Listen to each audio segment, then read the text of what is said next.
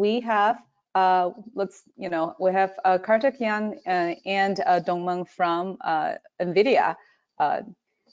And then Karthikeyan is a product manager at NVIDIA's data science team. Previously, he was the lead product manager for GE's industrial IoT platform, Predix. Prior to GE, Karthik has worked on both various technical and strategy roles at companies such as Qualcomm, EMC, and ZS Associates. Karthik also holds an MBA from UCLA's Anderson School of Management and an MS from Arizona State University. Our other speaker, Dong, is a solution architecture engineer at NVIDIA. Dong is experienced in big data platform and accelerator performance optimization. He works with public cloud service provider to deploy cloud-based GPU accelerated solution for machine learning training inference and data analytics. So without further ado, let's hear from an NVIDIA team, advancing GPU analytics with a RAPIDS Accelerator for Spark and Alluxio. Take it away, Karthik and Dong.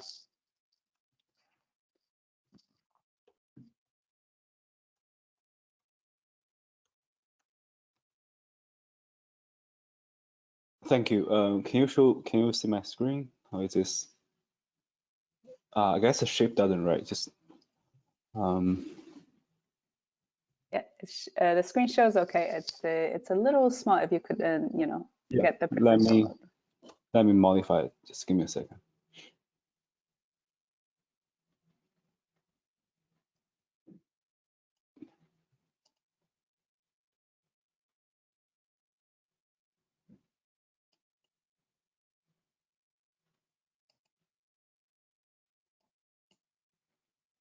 How about now? Is it better? Yep, we're good to go. Yeah. All right. Awesome. Karthik, take it away.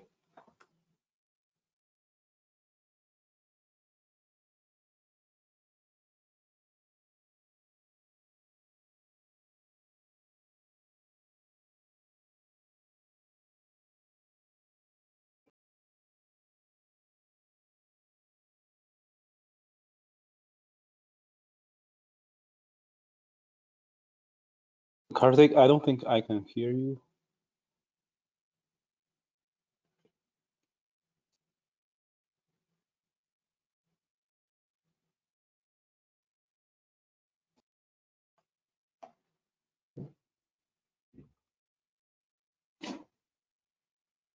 Okay, looks like we have a little bit of a technical difficulty. Stay tuned. Our other speaker, Karthik, is going to dial in so that we can have the voice heard. Just 1 minute for the audience.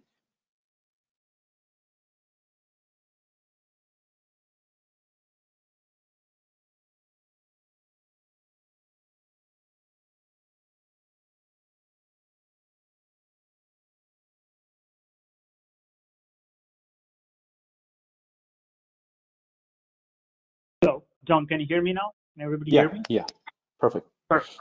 Thank you so much. Sorry for the glitch. For some reason, the computer doesn't work. All right.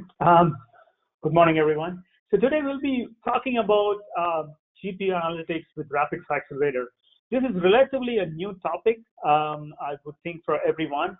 So what we try to do, Dong and I will be, Dong, if you go to the next slide, please. Yep. So what we'll do briefly, we'll introduce a RAPIDS Accelerator.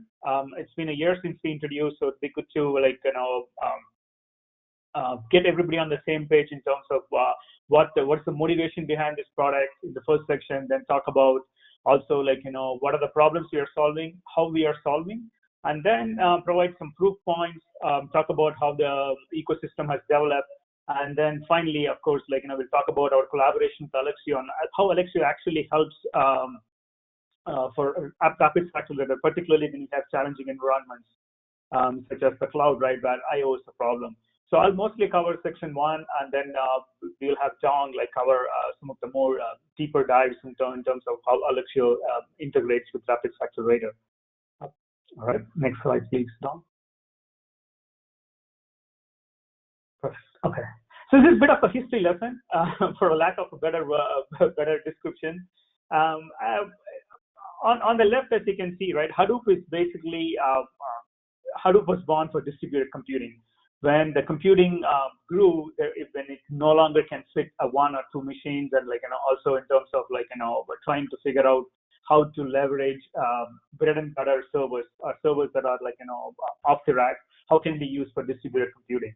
But as data grew much more quicker than compute power, so Hadoop was definitely getting outpaced, and in came Spark, which is a distributed computing in-memory solution, which is perfect for in terms of scaling out your hardware without scaling out the storage too.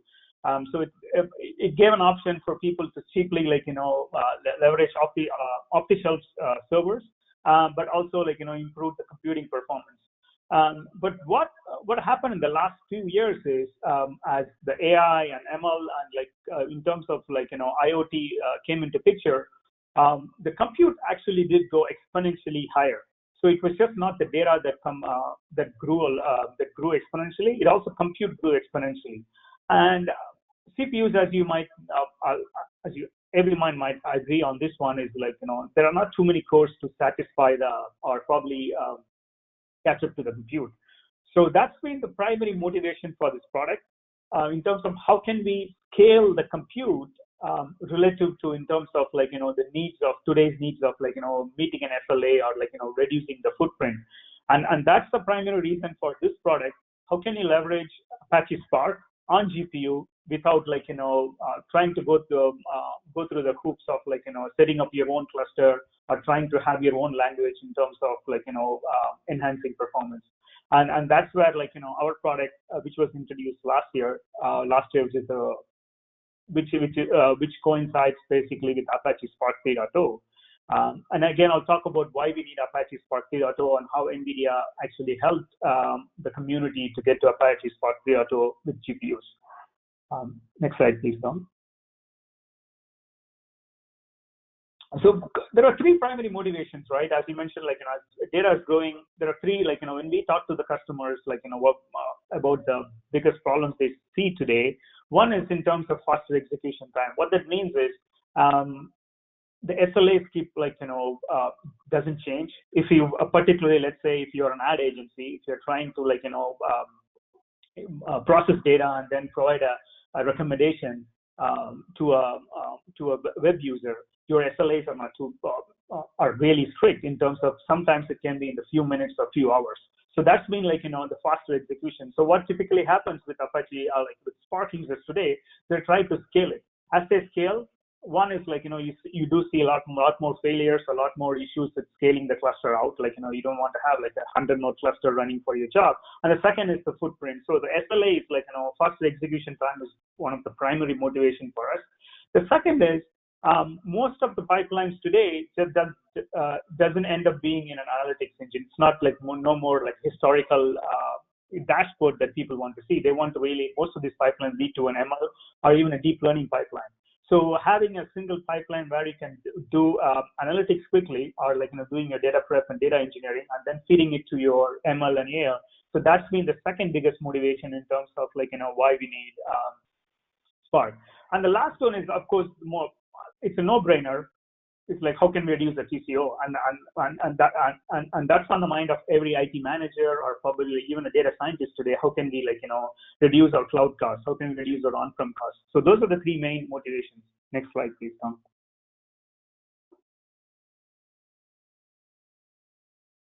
Okay, this is one of the important slides, and I want to highlight 3 things here, right?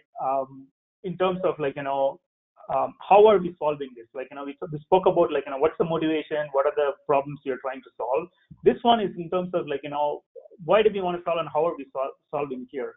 So 3 things I want to highlight all the way down, as you can see, is the NVIDIA GPUs, right?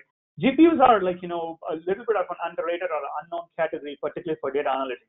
But it's so important because there is a lot more parallel processing happening in data engineering today, or even data analytics. And even in terms of the problem that Alluxio and RAPIDS Accelerator are trying to solve is how can we get data quickly into the compute engine, and particularly for GPUs, right? If you want, so it's a very critical component in terms of when you want to solve a bigger problem with a smaller hardware. The second layer, as you go up the GPUs, is the RAPIDS Accelerator and 2DF, right? Basically, how for a customer today who wants to accelerate, you don't want to go to another new interface or another new API. That's definitely a non-starter in most of today's data scientists, right? You want to stick with the same framework. So what the second framework actually does is basically the pipe between Apache Spark component and the NVIDIA GPUs. So it transparently helps you to accelerate the APIs. So what it entails, particularly on Spark 3.0, is there are two major improvements that NVIDIA as a community contributed to the Apache Spark. One is enabling GPU scheduling. So if you look at Spark 3.0 core, it's just not CPU anymore. You can also you can also schedule GPUs just like what you can do for CPU. And the second one is columnar processing. What that means is Spark is typically a row-based processing. So what we don't want to be constrained by row-based processing because GPUs can process a lot more data and in parallel. So Spark 3.0 also supports columnar processing. So those are the two main things that we have enabled in the middle layer, in the software layer, that can actually help Spark 3.0. And the last one, as you can see on the top, is the Spark components. And if you squint your eye a little bit, you can see Spark SQL and DataFrame with a green box on top of it. So those are the libraries we are focusing on. And when we mean focusing on, what that means is, as a user, there is absolutely no change. If you have a Spark application with SQL and DataFrame, it will transparently work on a GPU if you have GPUs in your cluster. On the right-hand side, as I mentioned, right, an end-to-end pipeline will have XGBoost today or a TensorFlow or a PyTorch, depending on the ML. So those are already GPU accelerators. So we are trying to make sure we can, as a customer, you can not only just do GPU for ML and DL, you want to make sure actually your end-to-end pipeline is reduced. So those are the three main components, or probably three main takeaways for me from this slide in terms of how we are enabling it. Next slide, please. Yep. So this one is again a double click into the middle layer. So there is no magic behind accelerating Spark, right? One is like you have your APIs which are running on CPU. So one on the left, what it does is it intercepts the API. Our plugin intercepts the API when you have it on your Spark cluster. And then it looks at the logical plan, it looks at the physical plan, and then it converts this physical plan into a GPU physical plan if there is an operator that's already been accelerated. So that's what the left-hand side of this slide shows. On the right-hand side, Spark is just not about compute in terms of yes, we can do an A plus B quickly, or if you have 100 additions or multiplications, yeah, GPUs can do it much faster than CPU because we have 1,000 more cores than CPU. But the other key component of a Spark is a shuffle, because Spark, as most of if you're a Spark user, probably you are much more aware of this. Each Spark stage is basically split, or each Spark application is split into multiple stages. And then since it's a distributed framework, most of the time the data is being shuffled around, particularly let's say for a group by, an intermediate result is being will be shared with another other machine. So if we wanted to actually accelerate Spark, we also wanted to look at other bottlenecks to use the shuffle or the shuffle. So we built a custom shuffle. So whenever you have GPUs between nodes, and then if you have an RDMA network, or or if you have a GPU communication, which is the NVLink, then our shuffle will take care of it. What it does is it's not only finds the optimal path, but it also makes sure it optimizes the amount of data it can feed the GPU. If you're a CPU, you like small batches. If you're a CPU like small batches, that's what the native shuffle does. And if you're a GPU, you would love to have a bigger shuffle. And that's what the UCX does. It not only optimizes the communication, but also optimizes the amount of data you can transfer between the two nodes. So those are the two, I would say the secret sauce, or probably how we accelerate it transparently without user help. Again, I just want to emphasize this again. From a user perspective, you don't have to do, there is no code change. What you have to do is just get our jars and then add the config in your Spark file, and then you should be able to accelerate it seamlessly. All right, next slide, Tom. Any product without users or is probably like, a non-starter. So when we initially started, we had like so much interest from different customers. So one of the customers that we highlighted here, because I feel that reflects a lot more, and they're also on the cloud, and they also represent a lot more internet-based customers that we call, which is Adobe here. So they have an advertising-based product which can recommend to their users in terms of like, when to send an email or how to send an email. Like, do we have a customer fatigue or do we have a customer churn? So that's like, it's a very key pipeline where they have a very tight SLA. So they had to do this every day and every 6 to 8 hours. So they were really looking for a solution in terms of on the cloud without going to on-prem, because most of the data was on the cloud and they didn't want to go to on-prem. So we definitely like, helped them in terms of meeting their SLA without, as you can see, we increased almost 7x. And this is an end-to-end pipeline where data analytics has been done or data engineering has been done on GPU, and also we do machine learning at the end. So we saw a 7x performance boost on Databricks. Again, it's on the cloud. And it's not only that, they also save costs. The reason being, their previous job was running for 2 hours, and it was costing around like 7 to 8 different nodes.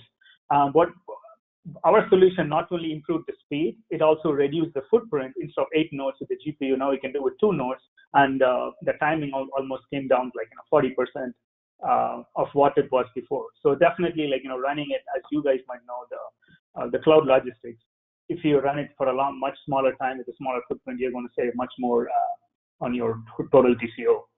And we have a quote from our, William, we're still working with William. We are William, who is our partner on Adobe. We're working on enabling more services on their side and also see how we can leverage to other Adobe platforms. All right, next slide, please. Now. Again, this is just more our progress, or if you want to call it momentum. So we've been on almost all the clouds, all the leading cloud, as you can see. We are on Databricks, we are on Google Cloud, and we are also on EMR, and we are also on Cloudera, which is coming out. The one thing that I haven't updated is Synapse, and which we're working pretty closely, and they should be announcing our integration pretty soon, I would say in a week. So we are pretty much on all the clouds if you guys want to try, and if you want to be on on-prem, Cloudera is our partner for on-prem. Next slide, please. So again, this is probably more of a performance or a benchmark, and John will be talking in detail about like how we can do this on cloud. But this is on our on-prem. Again, this is like primarily focused on our NVIDIA certified EGX server. And the key thing I want to highlight here is this is like off-the-shelf server, the servers that you can buy from like any of the OEMs. What we just did was we added, as you can see on the third line, the GPU. We have 2 NVIDIA GPUs, which is Ampere A100 GPUs with 40 gigabytes of memory. Those are the only 2 extra components we added to this server. And as you can see, we compared the cost between a CPU and a GPU server. Without the GPU is around 42,000, and with the GPU is around 71. And the other key thing I want to highlight is like we have a Mellanox card, which connects these 8 nodes, and these are 100 gigabytes cards. So that's pretty much like what we recommend for running GPU on-prem. And rest of the stuff is all like what a CPU server will look like today for Spark 3.0 or Spark 3.x cluster with HDFS. Next one, Don. Thank you. So for our benchmarking, we have multiple use cases, as you can see. Like we spoke about Adobe use case. We also have some customer churn use case, fraud use case, and also mortgage use case. But what we wanted to go to the industry and show what it can do on your regular SQL DataFrame queries. So we took a query which is similar to the same 100 queries that's very similar to TPC-DS. We didn't modify the queries. As I mentioned, we don't need to change the code. Without changing the code, we ran all the 100 queries. We have a couple of failures, like, again, Don will explain what we're doing to address them. On the same 8 nodes, we turned off the GPU. We measured the CPU, and as you can see, it's around like 4,000 seconds. And for the same 8 nodes, with adding just 2 GPUs, you can actually bring down the speed by almost like, you can increase the speed by 3.2x, and the cost ratio is around like 0.5, because amount of time it takes to run these queries are much smaller. So that's like, for me, a key. If you're looking to reduce your cost, or if you're looking to meet a certain SLA, and that, I think this would be an ideal solution for them. Next one down, please. Yep. So as I mentioned, there were two components we spoke about a while earlier, like a couple of slides earlier. One was the left, like how we accelerate the APIs without any code changes. One on the right, we saw UCX shuffle. So this one is with the UCX shuffles. What it does is, like in these 8 nodes, you saw those Mellanox cards. So once we turn on our UCX shuffle, the GPU to GPU communication between nodes, and also we had 2 GPUs that were connected to the NVLink. So our UCX shuffle leverages the communication to improve the speed of communication between these nodes. And as you can see, with the UCX on, we can almost get like more 25% speed up on this one. But again, this is a work in progress. Again, the product itself is relatively new, and there are failures, and we're working towards this, particularly on the shuffle. As the shuffle becomes larger, we are trying to see how we can shuffle, and we can spill the shuffle to the local node quickly. So those are some of the, again, key benefits that we are trying to give it to our customer if you're on-prem. But if you're on the cloud, again, Don will go through in terms of what it takes, because we cannot use the UCX shuffle because they have their own custom shuffle, particularly each and every cloud managed vendor, Spark vendor has their own GPU shuffle or the custom shuffle. But if you're on-prem, this is, again, we're just showing the promise in terms of what we could get with GPUs with UCX. With that, I will hand over to Don, who will talk about GCP Dataproc, how to use Alluxio, how can users can leverage RAPIDS Accelerator with Alluxio. Thank you, Karthik. Yep. So just to continue the presentation, so I think Karthik mentioned we run a set of decision support queries on EGX, which is our edge platform. It's designed for a smaller power profile, but it has all the beefy GPUs, the Mellanox, SmartNICs, and DPUs. So we also run a set of environment in the cloud. Here we chose to use Google Dataproc because we had both us and Alluxio has the init script to make it really flexible to deploy and configure the cluster environment. So if we compare the GCP system it shows here and the EGX system, we notice that we don't have the very strong storage, and we don't have the Mellanox, SmartNIC, and DPUs. So the network and the storage is not as performant. Because in the GPU accelerated workflows, the GPU is so fast, so a lot of the compute bound queries now becomes IO bound. So IO becomes a bottleneck. So, and also in the modern cloud data architectures, there are often deployments of multi-cloud, hybrid cloud, where the data becomes an issue. So that promotes us to think of leveraging some sort of data caching orchestration system like Alluxio to help resolve those issues. Here, I just want to give a shout out to Adit Madan and David Zhu from Alluxio. We work together, and they offer a lot of the guidance and help to finish this benchmark. So let's move on to the benchmark. Basically, we run the same set of Spark SQL queries in Dataproc, deploy with Alluxio and RAPIDS Spark.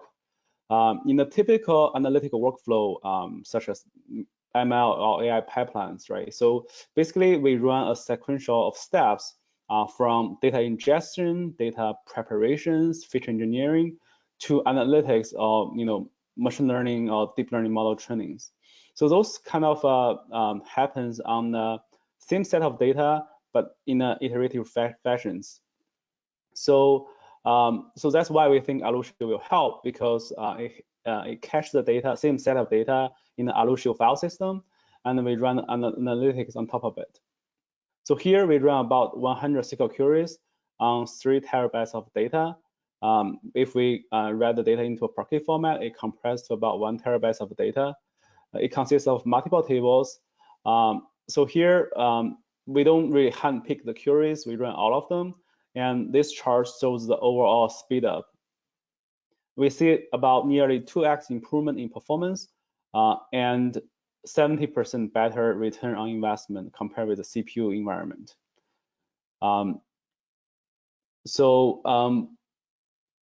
Moving on, so among all those 100 queries, not all the queries actually execute on GPUs. So, besides all the great speed up, we want to take a deeper dive into why some of the queries failed.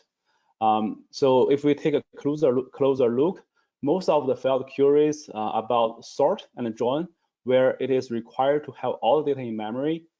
So we are well aware of those issues because typically GPUs still have a much smaller memory compared with your CPU system memory.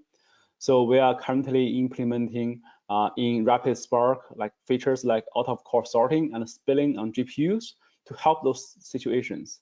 And those new features started to roll out in 0.5 release. And besides those failed queries, we also see, some of the queries are slower. So, we dig into some of the queries and look into the reasons. Because when we run SQL queries on GPUs, there's an overhead when moving data from CPU to GPU. So if in your SQL query the process data size is small, the overhead will stand out. So we prefer, queries with relatively large data size.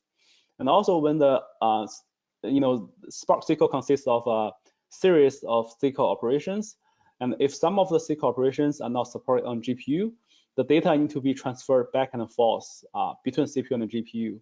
So we designed the Spark SQL on GPU in this way, so there's no code change. The user can just run them, but when the SQL operation is not supported, there's additional overheads. And also, Spark CPU controls the parallelism through task. So unless you create your UDF in Spark SQL in such a way to be multi-threaded, basically the number of parallelism is the number of tasks you have in Spark. But for Spark GPU, on top of the task level parallelism, we also have data level parallelism. Thanks to the many cores that GPU has. However, that creates also a problem because when you switch the operations back and forth between CPU and GPUs, the CPU replacements doesn't have as many parallelisms. So that also makes some query run slower. But overall, we still see great speed up, and some of the query speed up is just insane. For example, especially for pure compute queries, GPU is often always faster than CPUs. For example, on EGX, there's a query B14B. We saw around 18 times speed up. On CPU it runs for 9 minutes, and on GPU it's only 30 seconds. And on DataProc, for example, query 93, is 5.8 speed, 5.8 times faster, and we went from about 9 minutes 50 seconds to 1 minute 40 seconds on the GPU. So this is because when we provide the data level parallelisms in Spark GPUs, it helps sort and group by when all the data can be processed in memory at the same time. And also because of the data level parallelism, it also helps some kind of skewed queries where we can effectively make the slowest task process much faster. So moving on to the next slides. So when we combine Alluxio with Spark Rapids to make the best use of both, we recommend the user to look into those configurations. First of all, on the Alluxio side, right, we recommend to co-locate the Alluxio worker with the Spark workers. So this enables the Spark application to perform short-circuit reads and writes with its local Alluxio workers. It's more efficient than fetching data from remote. Also, it's important to allocate enough space to Alluxio to cache the working data set. Sometimes, if the caching space is large enough, we encourage to have multiple copies of the data so that the application can frequently access to reduce the overhead of the single worker. For example, in DataProc, user can choose between memory and SSD as a cache medium for Alluxio workers. So unless the data is small enough to fit in the memory, it's often beneficial to deploy SSDs as a caching layers. For example, in DataProp, you can attach local SSD to Alluxio, and it significantly reduces the cost. Similarly, for RAPIDS Spark, we also have the set of configurations, like spark.rapids.sql.enable is a master enabler.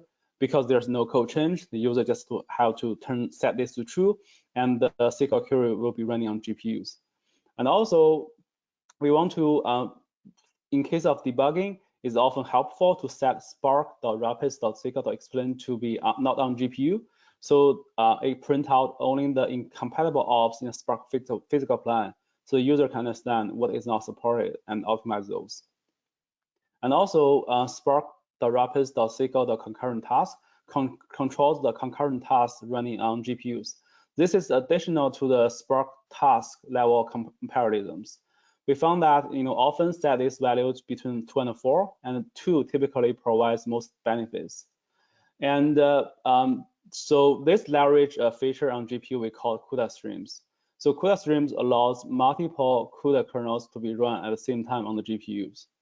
So in the case of Spark, we often want to set a larger number on the task level parallelism than the GPU concurrent task, because that allows offset of I/O and compute. For example, one task could be communicating to the file system to fetch an input buffer.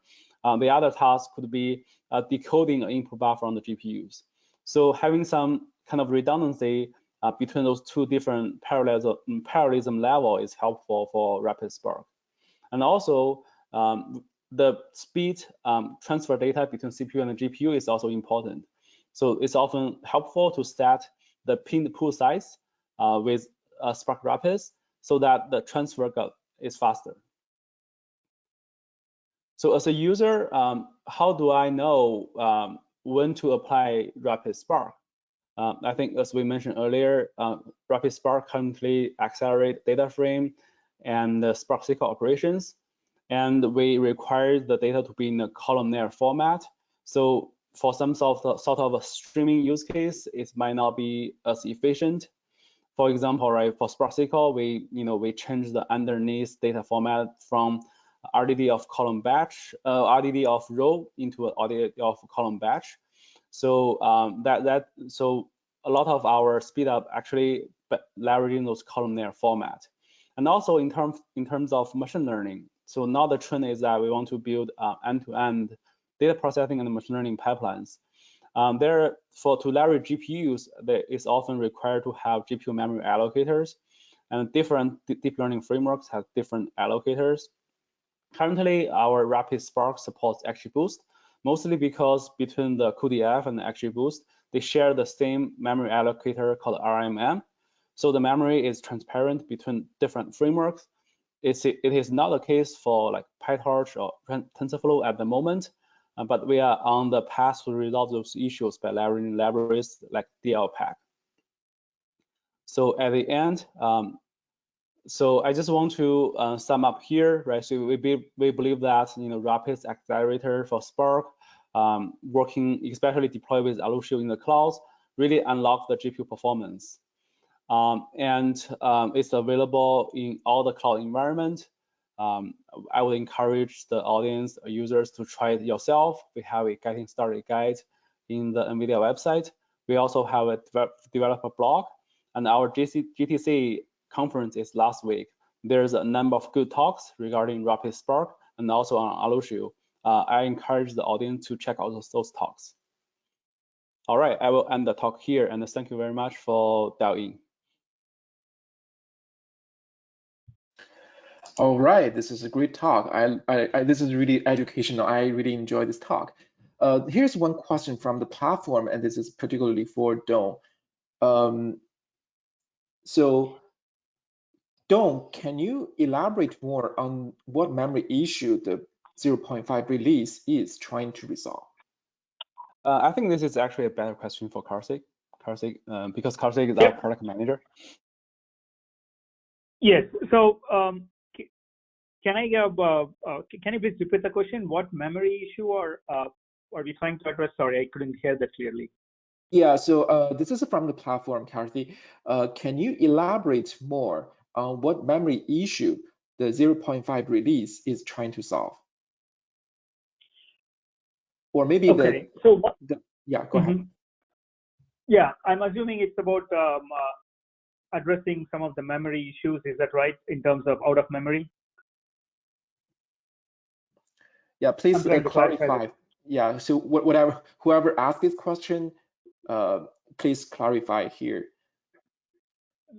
But maybe you could just start. Like we can also address this issue in the Slack chat, I guess. I think we might be able to go back to our release note and pinpoint the exact feature that the audience is looking for.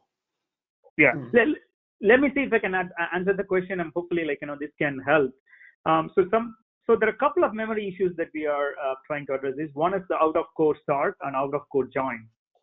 As Dong was mentioning earlier in the talk, right? The GPU memory, as you know, is much, it's at least 2 or 3x smaller than CPU memory. Typically, your host memory is around, like, I would say 200 to 300 gigabytes, right? Sorry, 300, 300 gigabytes, but your GPU RAM, GPU as A100, as you can see, is only 40 gigabytes. So as we try to do, particularly as we showed here, right, some of the joins and group bys might need to be entirely on the GPU. So what we do with our out of core is we try to spill this in .5, and we spill it to host memory, and then we read it by chunks. So that way we don't see any out of memory issues. So those are the couple of things, at least for out of core join will definitely be addressed with .5. And out of core sort also will be addressed. But there are other scenarios where we will still run into out of memory issues with GPU. We are trying to aggressively, also address that. Let's say for a cross join, if you have a smaller table trying to join with a bigger table. So those are some of the things that we'll address as we move forward. Hopefully that helps. Yeah, we're contacting the Simon Huang on the question from the platform, and you can maybe just take the chance offline on the Slack channel to resolve, because we have another question.